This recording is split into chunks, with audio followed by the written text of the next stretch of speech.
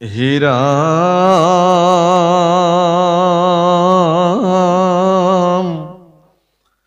নাহি জন্ম পূৰ্বতয় দ্যাপি নোহা জাত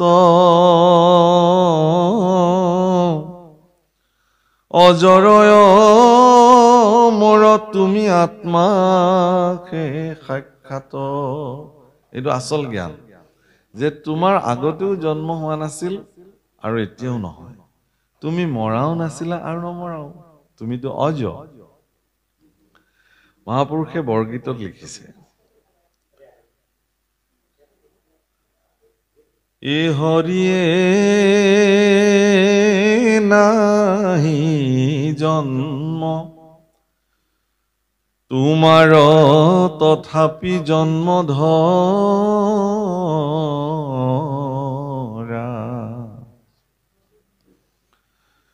সহি জন্মে জীৱৰ নম দূৰ কৰা, হৰি মোৰ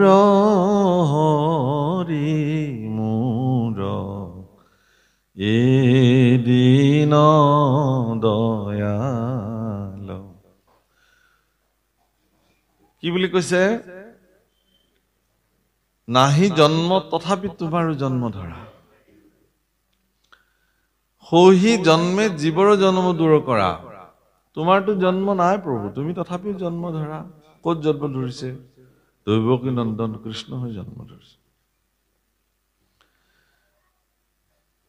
আৰু সেই যে তুমি জন্ম ধৰিলা, দৈৱকী নন্দন কৃষ্ণ হৈ জগতলৈ আহিলা,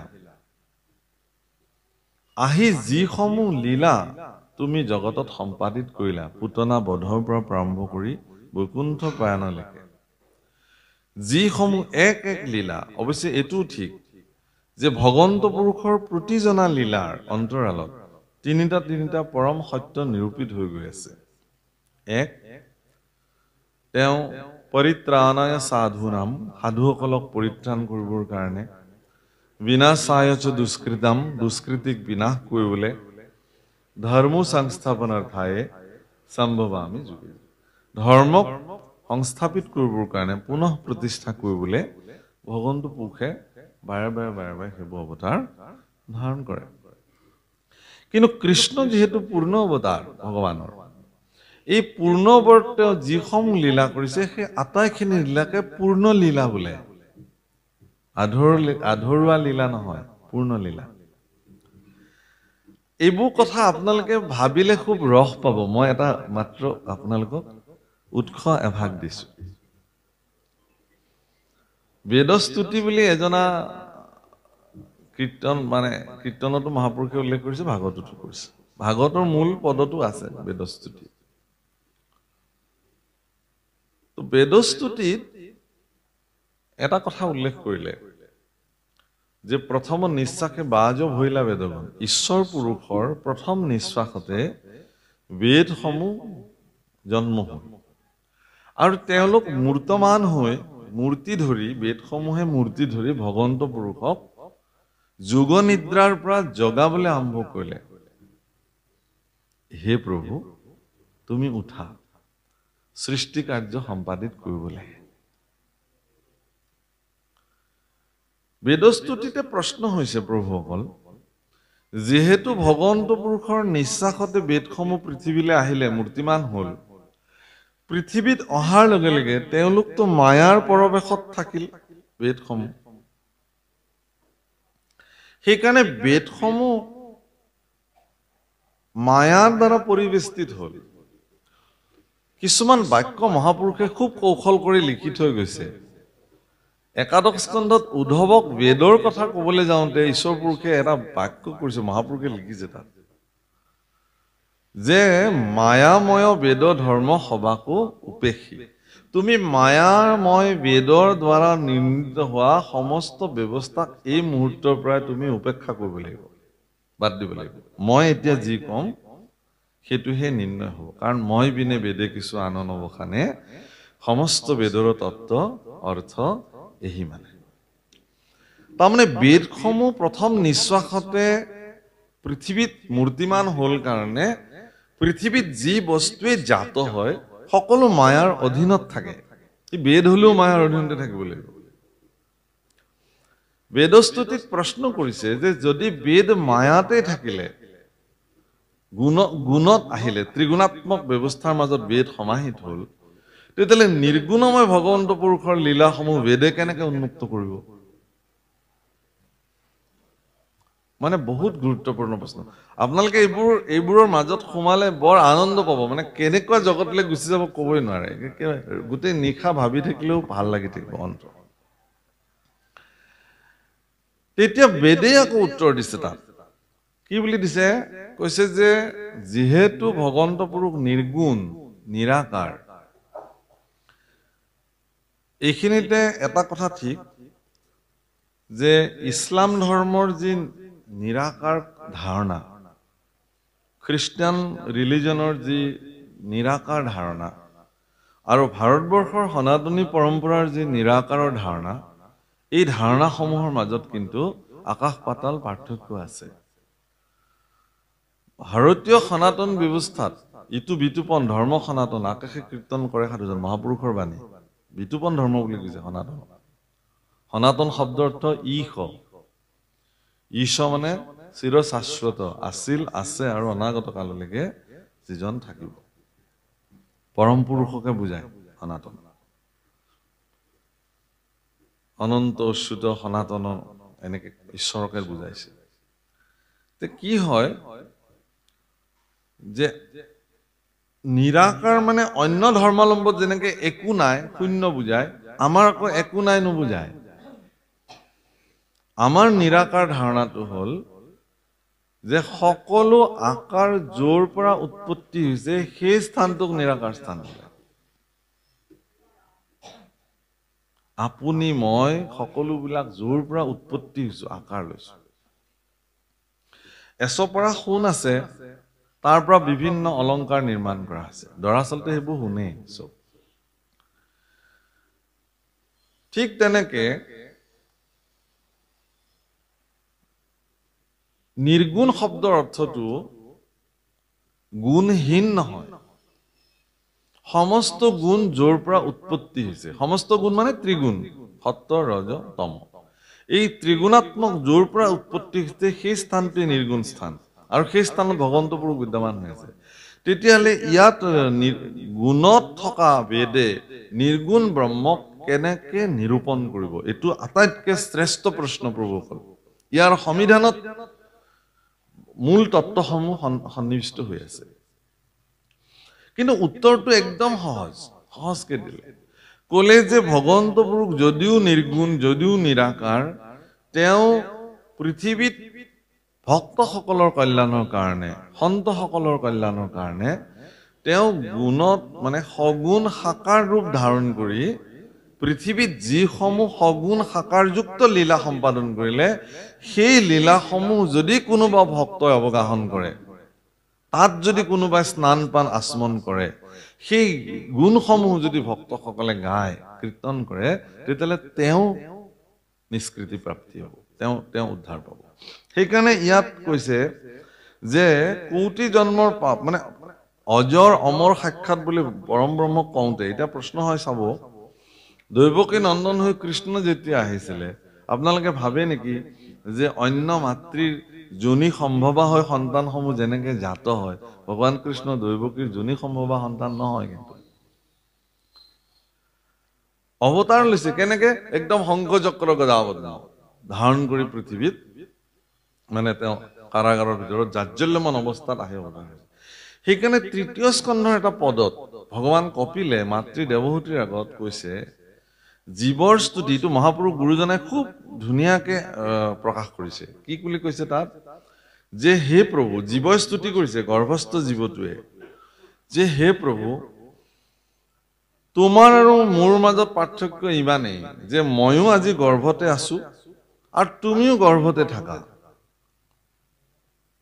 কিন্তু তোমাৰ আৰু মোৰ মাজত পাৰ্থক্য ইমানেই যে মই গৰ্ভৰ ভিতৰত থাকি যিসমূহ নিকাৰ ভুঞ্জিবলগীয়া হৈছে, তুমি আকৌ গৰ্ভত স্থিতি হলেও সেই নিকাৰসমূহ তুমি ভুঞ্জিব নালাগে গতিকে জাজ্জল্যমান অৱস্থাত শংখযোত কৃষ্ণৰূপে দৈৱকৃত ভৈলা অৱতাৰ শংখচক্ৰ গদাপদ্ম কৰত তোমাৰ কীৰ্তনত মহাপুৰুষে লিখিছে না তেনেকে কিন্তু বসুদেৱে যেতিয়া ক'লে যে হে প্ৰভু মইতো মোৰ যি শিশু জন্ম হ'ব এই শিশুৱে মই কংসক দিম বুলি কৈছিলো গতিকে তুমি ইমান শংখচক্ৰ এনেকে চতুৰ্ভুজৰ তোমাক মই কেনেকে দাঙিনি কংসৰ হাতত দিম গতিকে তুমি এই কথাটো জানিহে ভৈলা শিশু ৰূপে তৈত প্ৰভু নাৰায়ণ কোলে লয়া বসুদেৱে লৰিলা তেখন তেওঁ বুজালে যে নহয় মোক দিব নালাগে কংস মই বাৰু শিশু ৰূপে ল'ম এতিয়া তোমাৰ সন্তান হিচাপে কিন্তু মোক নি তুমি গকুলত থোৱাগে আৰু গকুলত যোগমায়া জন্মিব তেওঁক লৈ আহিবা আনি কংসক দি দিবা যি নহওক প্ৰভুসকল আজি গুৰুদেৱ শুকে পৰীক্ষিতক বুজাব যত্ন কৰিছে যে তুমি সেই অজৰ অমৰ আত্মাহে সাক্ষাৎ তোমাৰ নে মৃত্যু আছে নে তোমাৰ জন্ম আছে মৃত্যু হয় শৰীৰৰ জন্ম হয় শৰীৰৰ জন্মৰ লগতে উপজে মৃত্যু লগত দশমৰ বাণী যে মোৰ শৰীৰটো যিদিনাখনেই জন্ম হল পৃথিৱীত আহি সিদিনাখনে মৃত্যু একেলগে জন্ম হৈ আহিলে মোৰ লগত ইয়াত সেইকাৰণে কৈছে ও দেহৰেখে ধৰ্ম ইটো জনম মৰণ দেহতে সেহন্তে হুৱে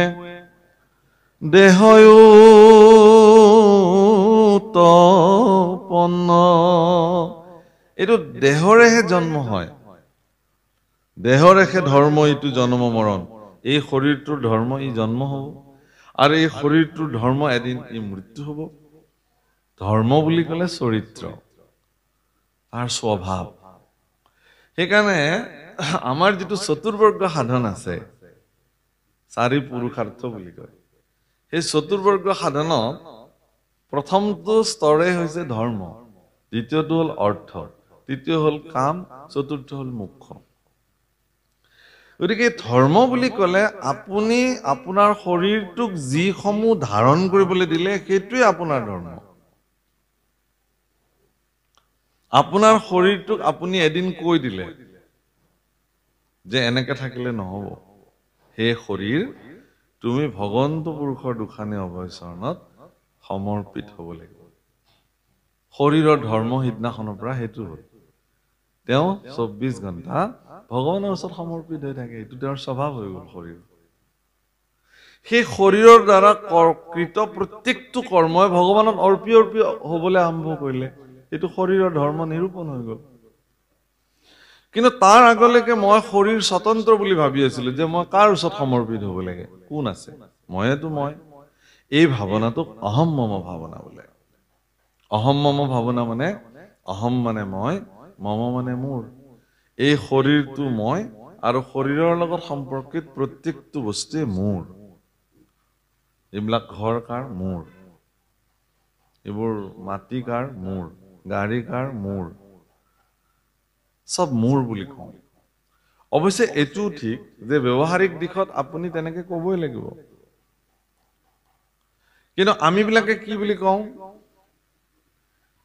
বোলে গাড়ী কিনিলে আপুনি প্ৰভুৱে দিলে আৰু তেওঁৰে আৰু ঘৰ সাজিলে আৰু মইনো ক'ত সজা বুলি কওঁ আপোনালোকৰে ঘৰ দিয়ক আৰু এইটো আপোনাৰ ল'ৰা নেকি মোৰ বুলি কেনেকে কওঁ আপোনালোকৰে ল'ৰা আৰু ধৰক মই এটা খুব ধুনীয়া উদাহৰণ দিওঁ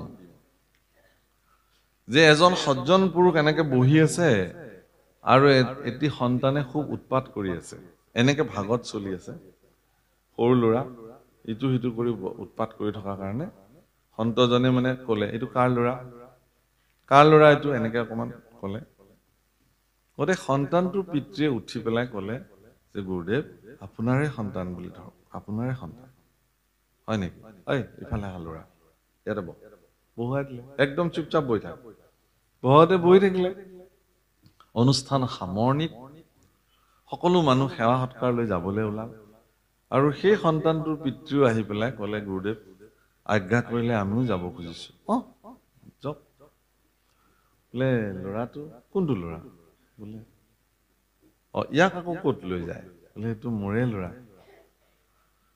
তুমিতো ভৰা সমাজত এইটো মোৰ ল'ৰা বুলি কৈছিলা গতিকে মোৰ ল'ৰা এটা থাকিব আজিৰ পৰা তুমি যোৱা ঘৰলৈ মোৰ লগত থাকিব লাগিব তই থাক মই তাক যেনেকে ৰাখো তেনেকে ৰাখিম পঢ়ুৱাও নপঢ়ুৱাও খুৱাও নোখোৱাও মাৰো পিটো যি কৰিম মোৰ ল'ৰা হ'ল নহয় মতে থাকিব খুব চৰণত পৰি কান্দিব ধৰিলে গুৰুদেৱ আগ নাই পিছ নাই এটাই ল'ৰা কি কৰিম এতিয়া হক বোলে দুটা তিনিটা হলে এজনা দিয়ে থৈ গ'লে কিন্তু এটাই ল'ৰা দিওঁ কেনেকে সেইকাৰণে কৈছে যে চোৱা তুমি কি বুলি ক'লা আপোনাৰে ল'ৰা বুলি কিন্তু অন্তঃকৰণে তুমি মানি থাকিলা সেইটো তোমাৰ ল'ৰা বুলি ব্যৱহাৰিক দিশত তুমি সেইটো কৰিব নালাগে ব্যৱহাৰিক দিশত সেইটো তোমাৰ ল'ৰা বুলি তুমি ক'ব লাগিছিল প্ৰভু মোৰে ল'ৰা অন্তঃদৃষ্টিৰে তুমি ভগৱানক সমৰ্পণ কৰি ৰাখা যে এইটো প্ৰভু তোমাৰ মোৰ নহয় এই ঘৰ কাৰ মোৰ মই সাজিছো এইটো হ'ব লাগে স্পষ্ট কথা এইবোৰ বেছি দেখুৱাবলৈ যোৱা কথা আমাৰ আৰু ক'ত হ'ব আৰু এইবোৰ ভিতৰে ভিতৰে কিন্তু কৈ আছে চাওক আপুনি এবাৰ চাই লওক এনেকুৱা ঘৰ ক'ত সাজিব পাৰিব আপুনি এনেকুৱা গাড়ী আপুনি ক'ত কিনিব পাৰিব চাই লওক মোৰ গাড়ী ইমান দামী গাড়ী কিন্তু মানুহক দেখুৱাকে খুব তেলিয়াকে কোৱা কথা যিটো হে আপোনালোকৰে দিয়ক আৰু আমাৰ ক'ত বিপদত পৰিলে খুজিলে এদিনো নাপায় আপুনি ৰাতি বোলে কিবা মহা বিপদ হৈছে গাড়ীখন আপোনাৰ লাগিছিলে মোৰ সন্মুখত এখন ডাম্পাৰে এটা হেৰি পেলাই থৈ গ'ল নহয় মই গাড়ীখন এতিয়া উলিয়াব নোৱাৰো নহ'লেতো মই নিজেই লৈ গ'লোহেঁতেন আপোনাৰ তালৈ গাড়ীখন হেন তেন নানানটা কথা মানুহৰ এই যিটো দুতলীয়া কথা ভগৱন্ত পুৰুষে এইবোৰ চব জানে সেইকাৰণে বেছি দেখুওৱা কাৰবাৰটো ভক্তিৰ ৰাজ্যত নিষিদ্ধ কৰা হৈছে অন্তঃকৰণে আপুনি মানক যে হে প্ৰভু এইবোৰ মোৰ একো নাই মোৰ যশস্যা মোৰ খ্যাতি মোৰ মান সন্মান সম্পত্তি ঐশ্বৰ্য বিভূতি সকলো তোমাৰ এইটো অন্তঃকৰণৰ দৃষ্টি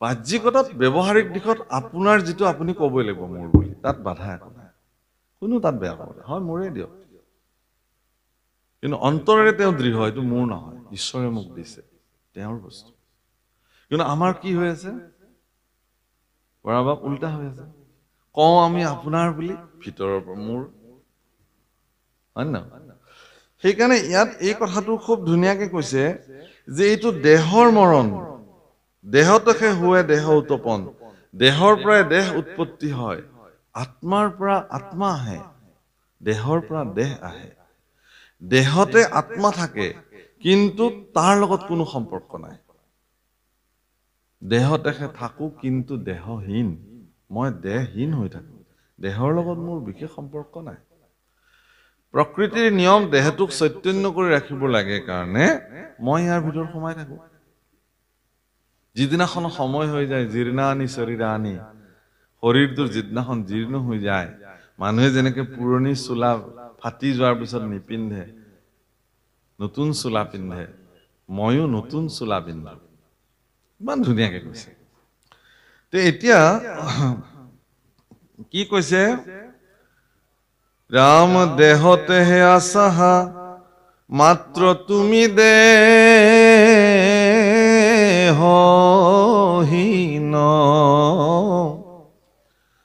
যেন অগ্নি থাকন্তে কাষ্ঠটো কৰি ভিন্ন অকল কাষ্ঠ বুলি নহয় প্ৰভু আপোনাৰ সন্মুখত যিমান বস্তু দেখিছে সবৰ ভিতৰতে অগ্নি সমাহিত হৈ আছে কিন্তু সি প্ৰকট হোৱা নাই কিয় যে সি প্ৰকট হ'বৰ কাৰণে তেনেকুৱা দাবানল অগ্নিৰ সংস্পৰ্শলৈ সি আহিব লাগিব তেতিয়া সি প্ৰকট হৈ যাব কিন্তু সব জ্বলিবলৈ আৰম্ভ কৰিব একমূৰৰ পৰা ইমান ৰস আৰু ৰক্তেৰে পৰিপূৰ্ণ শৰীৰটো এদিন অগ্নি কি কৰি পেলাই ছাই কৰি পেলাই সেইদিনাখনতো তেওঁ নিৰ্জীৱ হৈ যায় জীৱহীন হৈ যায় ৰসহীন হৈ যায় মানে ৰস বুলি ক'লে আমি বাস্তৱিক জগতত যিটো ৰস ভাবো সেইটো ৰস নহয় স্বয়ং ৰস তেলে আমি বিলাক নিৰস তেৱেই জীৱ আমি নিৰ্জীৱ তেওঁৱে একমাত্ৰ পদাৰ্থ, আমিবিলাক অপদাৰ্থ। তেওঁৱে একমাত্ৰ বস্তু, আমিবিলাক অবস্তু। সেইকাৰণে গুৰুজনাই বস্তু প্ৰকাশ কৰিছে কীৰ্তনত, মানে নামঘোষাত 3 বাৰ কৰিছে বস্তু প্ৰকাশ। বস্তু প্ৰকাশৰ জৰিয়তে তেওঁ ঈশ্বৰক বস্তু বুলি কৈছে, গুৰুক বস্তু বুলি কৈছে, নামক বস্তু বুলি কৈছে, ভকতক বস্তু বুলি কৈছে। এই 4 বস্তু। বাকীবিলাকৰ কাম নাই, অবস্তু। ৰাসক ক্ৰীড়াত, এতিয়া ৰাসৰ বাতাবৰণ চলি আছে, ৰাসক ক্ৰীড়াত ভগৱন্ত পুৰুষক কি বুলি শব্দ অভিহিত, ৰাসৰ গোটেই সংস্কৃত ৰাস পঞ্চায়ত ভাগৱতত খুব নিৰ্ণায়ক পদটো কৈছে কি বুলি, ৰসৈ বৈশ, অৰ্থাৎ ৰসহ এব সহ, একেলগে ৰসৈ বৈশ হৈছে। ৰসহ এব সহ, স মানে তেওঁ, ৰস মানে ৰস, এব মানে আমি যিটো ৰসৈ লিখো, ৰসেই তেওঁ, তেওঁৱেই ৰস। ৰাসৰ মূল তত্ত্ব ৰসৈ বৈশ। তেতিয়াহ'লে কি, যে গোপীসকলে নিজকে নিৰ্ণয় কৰি দিলে যে তেওঁলোক নিৰস, বৈষয়িক ৰসত তেওঁলোক ৰসাপ্লুত হৈ আছিল যদিও ভগৱন্ত পুৰুষৰ সান্নিধ্যত তেওঁলোকে বুজিলে যে এই ৰসবিলাকৰ কাম নাই, ই স্থায়ী নহয়, স্থায়ী ৰসটো তুমিয়ে ভগৱান। সেইকাৰণে তেওঁলোকে স্থায়ী ৰস বিচাৰি চিৰদিন চৈতন্য হৈ থাকিবৰ কাৰণে ভগৱন্তৰ ৰস বিচাৰি তেওঁলোকে গুচি আহিলে। সেইকাৰণে ভগৱন্ত পুৰুষে বাৰে বাৰে ক'লে, যোৱা পতি শুশ্ৰূষা কৰাটোৱে কুলস্ত্ৰীৰ ধৰ্ম। কুলস্ত্ৰীসকলৰ মূল ধৰ্ম নিজৰ স্বামীৰ পৰিশুশ্ৰূষা কৰিব লাগে। গোপীসকলৰ উত্তৰটো কি আছিল জানে? কুলস্ত্ৰীৰ স্বামী শুশ্ৰূষাটো কুলস্ত্ৰীৰ মহাধৰ্ম বুলি তুমি কৈছা ভগৱান, সেইটো কৰ্ম তোমাৰ তাতে থাকক দিয়াচোন, তোমাৰ তাতেই থাকক, তোমাৰ তাতেই থক। যিদিন ধৰি এই কৰ্ণত তোমাৰ বাণী প্ৰকট হৈছে, সিদিন ধৰি আৰু আমি অন্য কথা এই কাণেৰে আমাৰ আৰু প্ৰৱেশ নঘটে। যিদিন ধৰি তোমাৰ ৰূপ চিন্তন কৰিছো, তোমাক দেখিছো, সিদিন ধৰি আৰু পৃথিৱীত অন্য ৰূপ হৃদয়ত আৰু বসতি নহয়। এতিয়া আমি কি কৰিম? বেমাৰটোতো তুমি লগাই দিলা ভগৱান, আমাৰ গাত কি দোষ? আমিতো নিৰ্দোষী, আমাৰতো একো কবলগীয়াই নাই। গণ্ডগোলটো প্ৰভু তুমিয়েই কৰিলা, একদম সঁচা কথা কবলৈ গ'লে। তোমাৰ মায়ায়ে মন মোহি আছে, হৰি হৰি হৰি হৰিয়ে অজ্ঞান আন্ধাৰে পৰিয়া পাৰ নপাওঁ। অজ্ঞান আন্ধাৰে পৰিয়া পাৰ নাপাওঁ। অজ্ঞান আন্ধাৰততো আমিবিলাক আছোৱেই বাৰু, হয়ে। গোপীবিলাক কিন্তু কোনো বেদজ্ঞ নাছিলে, কোনো শাস্ত্ৰজ্ঞ নাছিলে। তেওঁলোক এনেকুৱা ধাৰ্মিকো একো নহয়। এক কথাত ক'বলৈ গ'লে তেওঁলোকক অনাচাৰী, ব্যভিচাৰী বিভিন্ন অভিধাৰে তেওঁলোকক অভিহিত কৰা হ'ল। কেলে? যে তেওঁলোকে নিজৰ স্বামী পৰিত্যাগ কৰি পৰ পুৰুষৰ লগত তেওঁলোকৰ জাৰ বুদ্ধি মন, পৰকীয়া প্ৰেমত মগ্ন হ'ল। অৰণ্যলৈ গৈ পৰ পুৰুষৰ লগত ক্ৰীড়া সম্পাদিত কৰিলে, জগতৰ কাৰণে তেওঁলোক বদনামী হৈ গ'ল। গোপীসকলৰ কথালৈ যে প্ৰভু বদনাম সদনাম লৈ কিনো কথাটো আছে? এইবোৰ যশস্যা খ্যাতিটো আমাৰ নহয়, তোমাৰহে চব এইবিলাক। তোমাক পাবৰ নিমিত্তে যদি বদনামী হ'ব লাগে, কোনো কথা নাই। তোমাক পাবৰ কাৰণে যদি যশস্যাহীন হৈ যাব লাগে পৃথিৱীত, আমাৰ কি আপত্তি আছে? তোমাৰে যশস্যা বাঢ়ক দিয়কচোন, তুমি খ্যাতিমন্ত হৈ থাকা প্ৰভু, আমিতো নিকিন জীৱ। আমাক কেৱল তোমাৰ দুখানি চৰণৰ দাসী কৰি তোমাৰ চৰণ শুশ্ৰূষা কৰাৰ সুযোগ দিব লাগে। কাৰণ এই যে তোমাৰ চৰণত সমৰ্পিত হোৱাৰ মানসিকতা যে আমাৰ ভিতৰত জন্ম হ'ল, এই মানসিকতাটো ইমান সুদৃঢ় যে কোনো কাৰণত তুমি যিমান যি ক'লেও আমি আৰু পিছলৈ ঘূৰি নাযাওঁ, ইমান দৃঢ়। এতিয়া আপুনি কওকচোন বাৰু, ইমান দৃঢ় ভক্তসকলক ভগৱানে সামৰি নলৈ আমাৰ নিচিনা হুহকা পিছলা কেইটাক ভগৱানে ল'ব নেকি? শৰণটো ল'ব লাগিছিল। হ'ব প্ৰভু, ল'ম। এই ছোৱালীজনীক বিয়া দি ল'বলৈ দিয়ক। বোলে আপুনি শৰণ সম্পৰ্কে জানে নাজানে? জানো প্ৰভু। ক'ত জানে? ভাগৱত শুনিলো। শৰণ নল'লে যে জীৱৰ কোনো কাম নাই আপুনি জানে নাজানে? জানো। তেতিয়াহ'লে শৰণ কিয় নলয়? মোৰ অকমান লেঠা আছে, সেই লেঠাখিনি মৰিলে মই শৰণ ল'ম। এই যে লেঠা ভাগিলে শৰণ ল'ব, এনেকুৱা ব্যক্তিয়ে যেতিয়া শৰণ লয়, শৰণো তেওঁলোকৰ কাৰণে লেঠাই হৈ যায় এটা। বোলে বাপ আপুনি অকণ বহক, মই লেঠাটো মাৰি আহোঁ। কি লেঠা মাৰে? ৰাতিপুৱা গুৰু সেৱা, সেইটো লেঠা। মই বোলো আপোনাক কোনে এইভাগ লেঠা লগাই দিলে?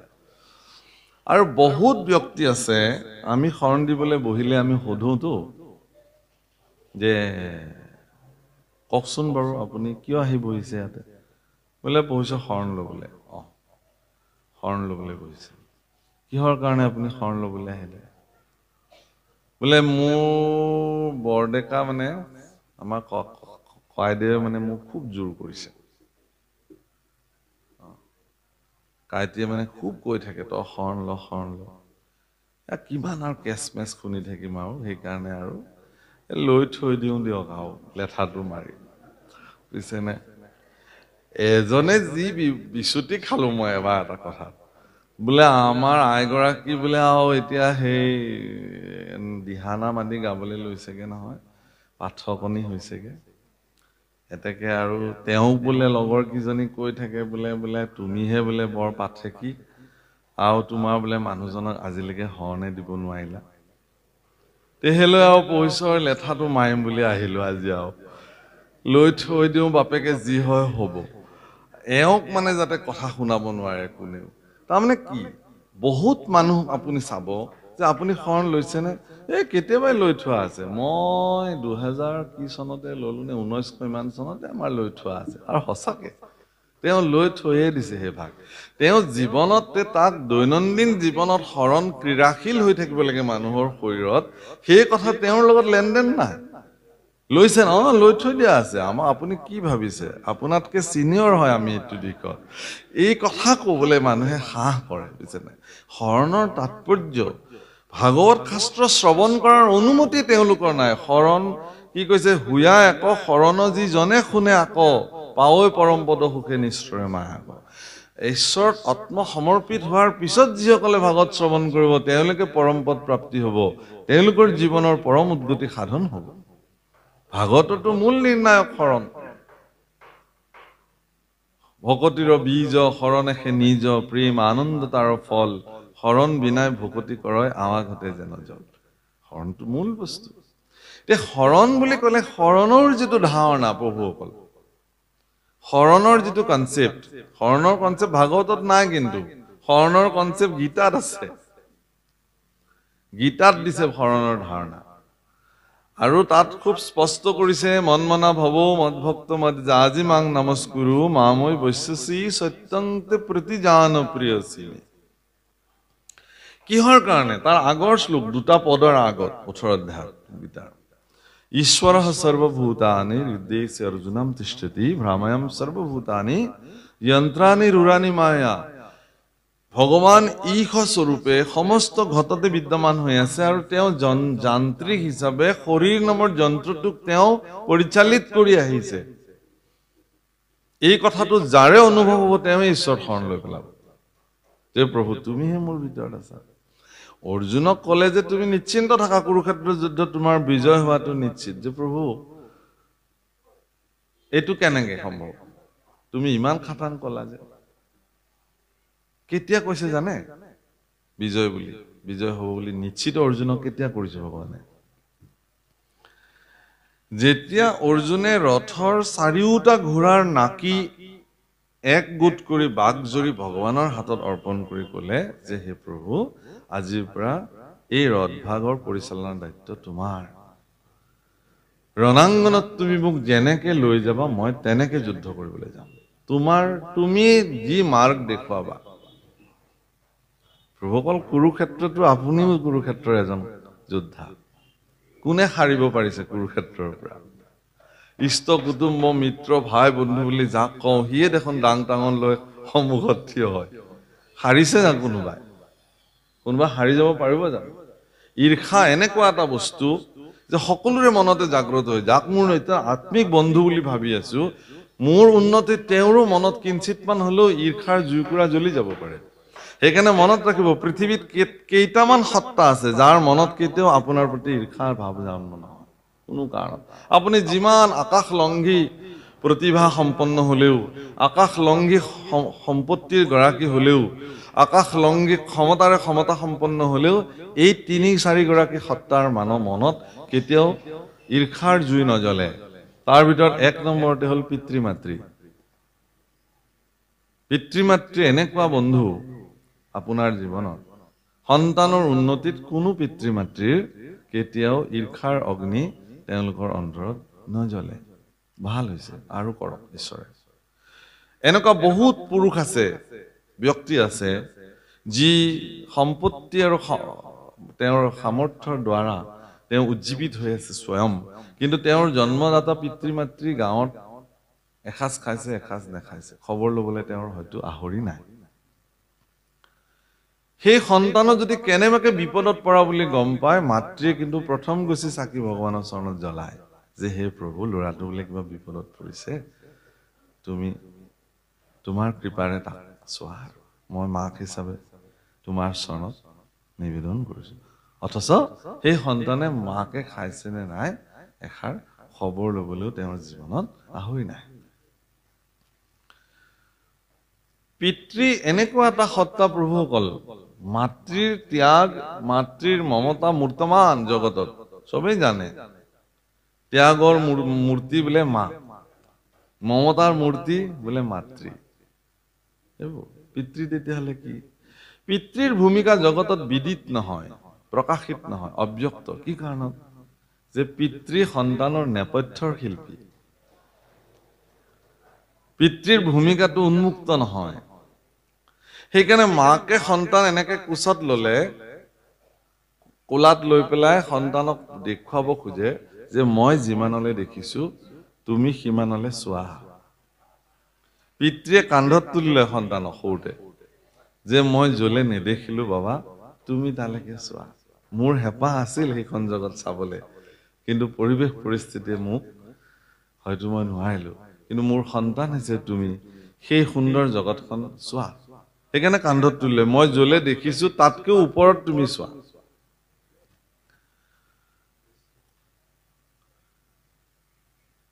নিজৰ হেঁপাহ নিজৰ ইচ্ছাক ভিতৰতে মাৰি পেলাব পৰা ক্ষমতা পিতৃ এগৰাকীত থাকে লওঁ বুলি ভাবিছিলো মোৰ কাৰণে নলওঁ আৰু ল'ৰা-ছোৱালীলৈ লৈ যাওঁ হ'ব মোৰ চলি যাব আৰু 2 মাহ মান মই জোতাযোৰ নিকিনিলেও হ'ব মই চোলাটো আজি নিকিনিলেও হ'ব এই বুলি সন্তান সন্ততিৰে যেতিয়া লৈ অহা হয় কাপোৰযোৰ আৰু সন্তানৰ হাতত যেতিয়া পিতৃয়ে তুলি দিয়ে সন্তানে যেতিয়া সেই বস্ত্ৰখিনি লৈ যেতিয়া আনন্দত আত্মহাৰা হৈ যায় পিতৃয়ে ভিতৰে ভিতৰে মহা আনন্দিত হয় আহা যেন তেওঁহে পিন্ধি পেলালে এইটো অকল এজন পিতৃ নহয় প্ৰভুসকল প্ৰতিগৰাকী পিতৃৰ এইটো ভূমিকা সন্তানৰ কিন্তু ডাঙৰ হৈ পেলাই পিতৃৰ এই ত্যাগ আৰু ভূমিকাক যদি এজন সন্তানে মনত নাৰাখে তেতিয়াহ'লে সেই পিতৃৰ সমান দুখী আৰু কোন হ'ব পাৰে যিগৰাকী মাতৃয়ে সন্তানক প্ৰচণ্ড জ্বৰ উঠিলে বুকুত কুৰুকি কুৰুকি সাৱটি লৈ হে ভগৱান তাৰ উত্তাপখিনি মোকেই দিয়া লাগিলে ময়ে সহিম তাক মুক্ত কৰা সন্তানটোক জ্বৰ আৰু তাপৰ পৰা মুক্ত হ'বৰ কাৰণে মাতৃগৰাকীয়ে বুকুত সামৰি সামৰি গোটেই নিশা উজাগৰি থাকে অথচ সেই মাতৃ যেতিয়া বৃদ্ধ হৈ পেলাই এটা কোঠালিত আবদ্ধ হৈ কেকাই থাকে কিমানজন সন্তান আছে গৈ পেলাই মাকক এবাৰ বুকুত সাৱটি ল'বলৈ আই আজি মই তোমাক মোৰ বুকুৰ মাজত লওঁ যদি কোনোবা তেনেকুৱা সন্তান আছে এই জগতত বৃদ্ধ মাতৃৰ শৰীৰৰ উত্তাপ, জ্বৰ, তাপ, বিষ যন্ত্ৰণা যদি বুকুত সাৱটি লৈ এবাৰ আয়ো, এবাৰ মোক ধৰা তুমি সাৱটি, তোমাৰ সমস্ত বিষ যন্ত্ৰণা মই হজম কৰি মোৰ শৰীৰত দিয়া, তেতিয়া দেখিব যে 50% মাকে ৰিলিজ পাই যাব। কিন্তু মানসিকতাটো আমাৰ তেনেকুৱা বস্তু। এবাৰ যদি শৰীৰত সন্তানৰ হাতৰ বুলনি যদি বৃদ্ধ মাতৃৰ শৰীৰত যদি শিশু অৱস্থাত মাকে যেনেকে যিখন হাত তেওঁৰ শৰীৰত বুলাই বুলাই তেওঁ সন্তুষ্টি কৰিছিল, সেই একেখন হাত যদি সন্তানৰ হাত যদি পিতৃ মাতৃৰ বৃদ্ধ অৱস্থাত যদি তেওঁলোকৰ শৰীৰত বুলনিৰ এটা যদি পৰে, পিতৃ মাতৃ পৃথিৱীত আটাইতকৈ সুখী পিতৃ মাতৃ হৈ যাব সেইদিনাখন, যে আমাক আৰু একো নালাগে ভগৱান। এই যে সন্তানৰ স্নেহ আৰু আদৰত আমি যে পালি থৈছো এই বয়সত, ইয়াতকে আৰু শ্ৰেষ্ঠ সুখ আমাক আৰু একোৱেই নালাগে। তেতিয়াহ'লে এই কথা কোনখন ইউনিভাৰ্চিটিৰ কোৰ্চত আছে প্ৰভুসকল?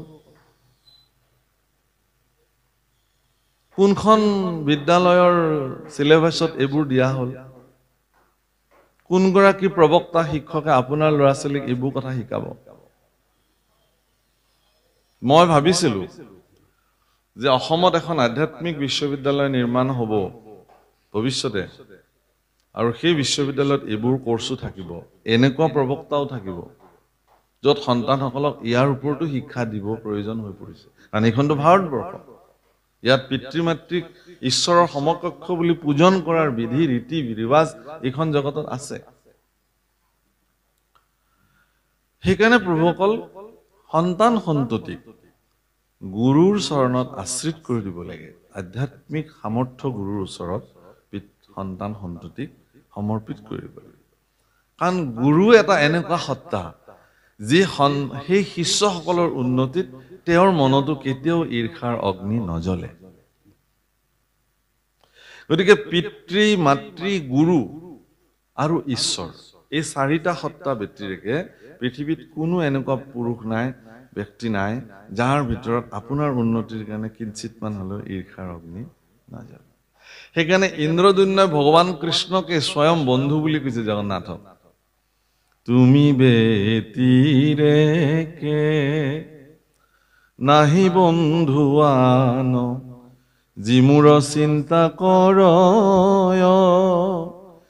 তুমি হেন যদি নাথ পাও প্ৰভু, কহিতো নাহিকে ভয়, ও হৰি প্ৰভু জগন্নাথ, নিস্তাৰ কৰা দাৰুণ সংসাৰ। এই দাৰুণ সংসাৰত তুমি মোক নিস্তাৰ কৰা ভগৱান। তুমি ব্যতিৰেক আৰু মোৰ কোন বন্ধু হ'ব পাৰে? সেইকাৰণে ঈশ্বৰকো বন্ধু বুলি কৈছে, গুৰুকো বন্ধু বুলি কৈছে, আৰু পিতৃ মাতৃকো বন্ধু হিচাপে সন্তানে যদি মানি ল'ব পাৰে, সেই সন্তানৰ কেতিয়াও জীৱনত বাধা একোতে তেওঁলোক নহয়। পিতৃ মাতৃ তেওঁলোকৰ বন্ধু, শ্ৰেষ্ঠ বন্ধু। জীৱনৰ সকলো কথা সন্তান সন্ততি পিতৃ মাতৃৰ আগত লোক ঢাক নকৰাকে যি সন্তানে আহি স্বীকাৰ কৰে, সেই সন্তানৰ কোনো কালে একো বিপদ নহয়। কিন্তু যিদিনাখনে সন্তানে পিতৃ মাতৃক কথা লুকুৱাবলৈ আৰম্ভ কৰিব, সিদিনাখনে তেওঁলোক ধৃতৰাষ্ট্ৰৰ সন্তান হ'ব, গান্ধাৰীৰ সন্তান হ'ব। ধৃতৰাষ্ট্ৰৰ দৰে পিতৃ সমাজত বহুত আছে, ক্ষমা কৰিব, আপোনালোকৰ মাজত হয়তো নাই। সন্তানৰ মানে ভগৱান কৃষ্ণ যেতিয়া শান্তি দূত হিচাপে গৈছিল হস্তিনাপুৰলৈকে, ভগৱান কৃষ্ণৰ আবেদনটো অত্যন্ত সৰল আছিলে যে হে হস্তিনাপুৰ নৰেশ মহাৰাজ ধৃতৰাষ্ট্ৰ, কুৰুক্ষেত্ৰ মহাসমৰ্ষণ হ'ব নালাগে, এইটো ময়ো বাঞ্ছা কৰোঁ। কাৰণ এখন যুদ্ধ হোৱা মানে অনেক ৰক্ত ক্ষয় হ'ব, অনেক জীৱৰ মৃত্যু হ'ব, অনেক ধন সম্পত্তিৰ বিনষ্ট হ'ব। মহাৰাজ যুধিষ্ঠিৰেও ইয়াক কামনা কৰিছে, যুদ্ধ নকৰাকে কিবাকে ইয়াৰ সমিধান কৰিব পৰা যায় নেকি। সমিধানটো মই বিচাৰি উলিয়াইছো যে পঞ্চপাণ্ডৱক 5খন গাঁও দিয়ক, যুদ্ধ তেওঁলোকে নকৰে। মোৰ বিশ্বাস এই প্ৰস্তাৱটো যদি মই যুধিষ্ঠিৰৰ ওচৰলৈ লৈ যাওঁ, মোৰ কথা যুধিষ্ঠিৰে নেপেলায়। যুধিষ্ঠিৰৰ এই মনোবৃত্তিৰ কথা ভগৱান কৃষ্ণই হস্তিনাপুৰৰ ৰজা ধৃতৰাষ্ট্ৰৰ সন্মুখত প্ৰকাশ কৰাৰ লগে লগে মহাৰাজ ধৃতৰাষ্ট্ৰই কিবা ক'বলৈ নেপাওঁতে দুৰ্যোধনে সিদ্ধান্ত দি দিলে বিনা যুদ্ধে উচ্চাগ্ৰ মেদিনী দিয়া নহ'ব। ভগৱান কৃষ্ণই দুৰ্যোধনক কৈছিলে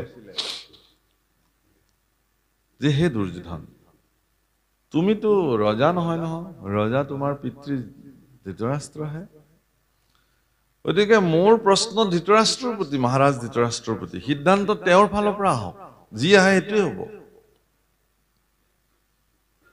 এই বুলি ধৃতৰাষ্ট্ৰক যেতিয়া ক'লে, ধৃতৰাষ্ট্ৰই কি বুলি ক'লে জানে? ধৃতৰাষ্ট্ৰই ক'লে যে ঠিকে আছে, যুৱৰাজ দুৰ্যোধনে যি কৈছে সেইটোৱেই সিদ্ধান্ত, আৰু মোৰ তাত ক'বলগীয়া নাই। ভগৱান কৃষ্ণই ক'লে কিন্তু ৰাজসিংহাসনততো তুমি বিদ্যমান, এৰা, মই কি কৰিম, মই বিবশ, মই একো কৰিব নোৱাৰো। যদিও মই ৰাজসিংহাসনত বহি ৰজা হৈ বহি আছো, এতিয়া আৰু হস্তিনাপুৰ মোৰ মতে নচলে। হে কৃষ্ণ, কান্দি কান্দি কৈছে ধৃতৰাষ্ট্ৰই, মোৰ মতে আৰু নচলে, দুৰ্যোধনৰ মতে চলে।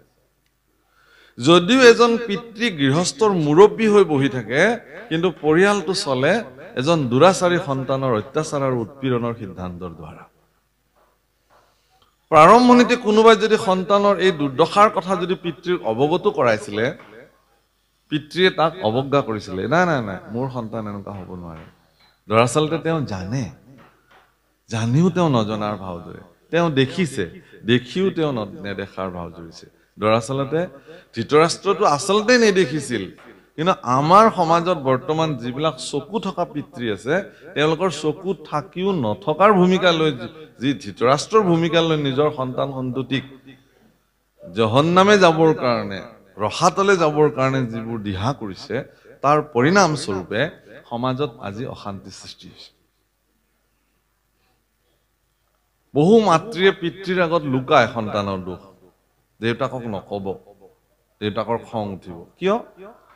আপোনালোকতো অৰ্ধাংগিনী তেওঁৰ, আপুনি সন্তানৰ সকলো কথা পিতৃৰ আগত, স্বামীৰ আগত পতিব্ৰতা নাৰীয়ে ক'ব লাগে যে আমাৰ এই কৰিছে দেই, আজি কিন্তু ইয়াৰ এই বেমাৰটো সোনকালে মুখিমূৰ কৰিব লাগে, আজি আৰম্ভণি হৈছে বেমাৰটো। প্ৰভুসকল, এখন আধ্যাত্মিক জগত, মহাপুৰুষ কৃপালু গুৰু শ্ৰীমন্ত শংকৰদেৱ গুৰুজনাই অৱনিশি চাৰি বেদ বিচাৰি বেকত কৰো হৰিনাম, হৰিনাম ব্যক্ত কৰিলে প্ৰত্যেকখন গৃহ এখন ভক্তি গৃহ হিচাপে নিৰ্মাণ কৰিবৰ কাৰণে মহাপুৰুষে সমস্ত কৌশল প্ৰদান কৰি থৈ গ'ল। এখন গৃহ ৰাতিপুৱা সকলোৱে শুই উঠিছে, স্নান কৰিছে, শৌচ শুদ্ধি কৰি স্নান কৰিছে, গুৰু গৃহত সুন্দৰকে বন্তি জ্বলিছে, ধূপ ধূনাৰ সুগন্ধিৰে গোটেই পৰিৱেশটো আমোল মোলাইছে। এজন এজনকে গুৰু সেৱা কৰিবলৈ গৈছে, গুৰু সেৱা কৰি আহি কনিষ্ঠজনে জ্যেষ্ঠজনৰ চৰণ স্পৰ্শ কৰি আশীৰ্বাদ লৈছে প্ৰতিদিন। আপুনি এবাৰ ভাবকচোন, এইটো বাতাবৰণ কিমান ধুনীয়া। এনেকুৱা এটা বাতাবৰণত সেই সতী সন্ততি কেতিয়াবা দুৰাচাৰী কেনেকুৱা হ'ব বুলি আপুনি ভাবে নেকি? কেতিয়া? দুৰ্যোধন হ'বই নোৱাৰে। কৃষ্ণ পুৰুষে অৰ্জুনক সেই সময়ত সিদ্ধান্ত দিছিলে, যি সময়ত সেই ঘোঁৰাৰ বাঘজৰীকেইডাল আনি ভগৱান কৃষ্ণৰ হাতত অৰ্পণ কৰিলে। তাৰ অৰ্থ এইটো যে ৰথখন, এই শৰীৰটোৱে ৰথ, মন বুদ্ধি চিত্ত অহংকাৰ চাৰিটা ঘোঁৰা যি শৰীৰ ৰথক চলায়। সংসাৰখনেই কুৰুক্ষেত্ৰ, জ্ঞানৰূপী অৰ্জুন এই ৰথৰ ভিতৰত বহিয়ে আছে যুদ্ধ কৰিবলৈ। তাত আত্মাৰূপী কৃষ্ণ চৈতন্য স্বৰূপে বহি আছে। তেওঁ সৰ্বদা জ্ঞানৰ লগত সখিত্ব কৰিব খোজে। এইবিলাক খুব ধুনীয়াকে ভাগৱতত এনেকুৱা অধ্যায়ে আছে, এইবোৰ অধ্যায়ত এইবোৰ কথা লিখিছে ধুনীয়াকে। যেতিয়া আপোনাৰ ভিতৰত থকা প্ৰজ্ঞাই, জ্ঞানে মন বুদ্ধি চিত্ত অহংকাৰক নিয়ন্ত্ৰিত কৰি পেলাই ভগৱান আত্মাৰ চৰণত যেতিয়া অৰ্পণ কৰি দিব যে তুমি চলাবা, আজিৰ পৰা তুমি যেনেকে চলাবা এই শৰীৰটোত তেনেকে চলিব, এই বুলি সমৰ্পিত মনোবৃত্তিৰে যিটো জীৱই জগতত বিচৰণ কৰিলে, তেওঁৰ কুৰুক্ষেত্ৰ যুদ্ধত বিজয় হোৱাটো নিশ্চিত, অন্যথা নহয়। যি কি নহওক, তুমি দেহতেহে আছা, কিন্তু তুমি দেহহীন। যেন অগ্নি থাকন্তে কাষ্ঠটো কৰি ভিন। প্ৰত্যেকডাল কাঠতেই যেনেকৈ অগ্নি বিদ্যমান হৈ আছে প্ৰত্যেকটো শৰীৰতে একদম দুবৰি বনৰ পৰা আৰম্ভ কৰি ব্ৰহ্মালৈকে একদম এমিবা বেক্টেৰিয়াৰ পৰা আৰম্ভ কৰি ব্ৰহ্মালৈকে সকলো জীৱৰ ভিতৰতে চৈতন্য স্বৰূপ ঈশ্বৰ বিদ্যমান